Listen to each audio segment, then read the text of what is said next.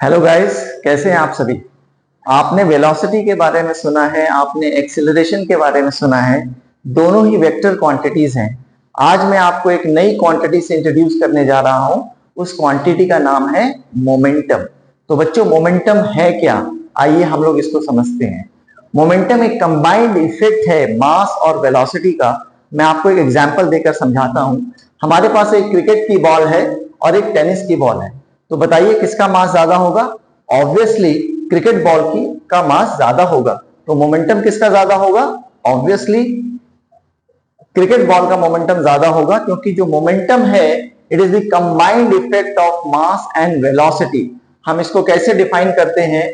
Momentum is equal to mass into velocity. अगर हम इसके यूनिट की बात करें, so the SI unit of mass is kg and the SI unit of velocity is meter per second. So what will be the unit for momentum?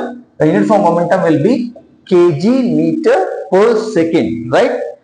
अभी हम एक और एग्जांपल लेते हैं। मान लीजिए हमारे पास दो क्रिकेट की बॉल्स हैं और दोनों का ही मास सेम है। तो अब बताइए किसका मोमेंटम ज्यादा होगा? एक बॉल की वेलोसिटी जो है वो कम है और दूसरे की वेलोसिटी ज्यादा है। तो ऑब्वियसली वो वाली क्रिकेट बॉल जिसकी वेलोसिटी ज्यादा है उसका मोमेंटम ऑब्वियसली उस बॉल से ज्यादा होगा जिसकी वेलोसिटी कम है। तो इसका मतलब ये हुआ कि जो मोमेंटम है वो दो चीजों पर डिपेंड करता है। एक वो डिपेंड करता है आपका मास के ऊपर। जिस बॉडी का मास ज्यादा होगा उसका मोमेंटम भी ज्यादा होगा, और जिस बॉडी की वेलोसिटी ज्यादा होगी उस बॉडी की मोमेंटम भी ज्यादा होगा। तो मोमेंटम को हम कहते हैं it is a measure of the quantity of motion of a moving body. Momentum क्या है? It is a measure of the quantity of motion. और ये किस पे डिपेंड करता है? ये दो चीजों पे डिपेंड करता है, एक मास और दूसरा वेलोसिटी। मैं आपको बता चुका हूं कि मोमेंटम एक वेक्टर क्वांटिटी है and it is given by P is equal to m into V. अब आप मुझे बताइए कि अगर कोई बॉडी रेस्ट पर है तो उसका मोमेंटम कितना होगा? उसकी वेलोसिटी जीरो होगी। तो ऑब्वियसली उस बॉडी का जो मोमेंटम है वो भी जीरो ही होगा। इसको और एक एग्जांपल से समझते हैं। जो रोड एक्सीडेंट्स हैं बच्चे, जो हाई स्पीड्स पे होते हैं, आप जानते हैं कि वो बहुत ही ज्यादा डेंजरस होते हैं as compared to those accidents which occur at low speed.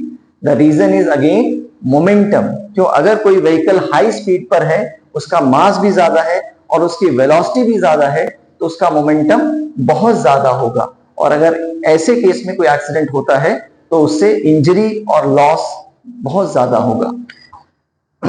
अब आप मोमेंटम को अगर आप समझना चाहते हैं, so you can feel the momentum. आप उसको फील कर सकते हैं। आपने वो बुल फाइट सुनी होगी, उसमें क्या करते हैं वो लोग? एक रेड क्लॉथ दिखाते हैं और वो जो बुल है वो भागते हुए आता है और it transfer the entire momentum because the bull has a high मास। उसका मास ज्यादा है और उसकी स्पीड भी ज्यादा है। तो अगर वो किसी चीज से जाके टकराता है तो उसका बहुत ज्यादा मोमेंटम का इंपैक्ट पड़ता है।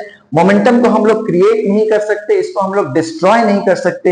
हाँ, मोमेंटम को हम लोग कंजर्व कर सकते हैं। इसलिए हम कहते हैं कि जो टोटल मोमेंटम है before collision, it is always equal to the total momentum after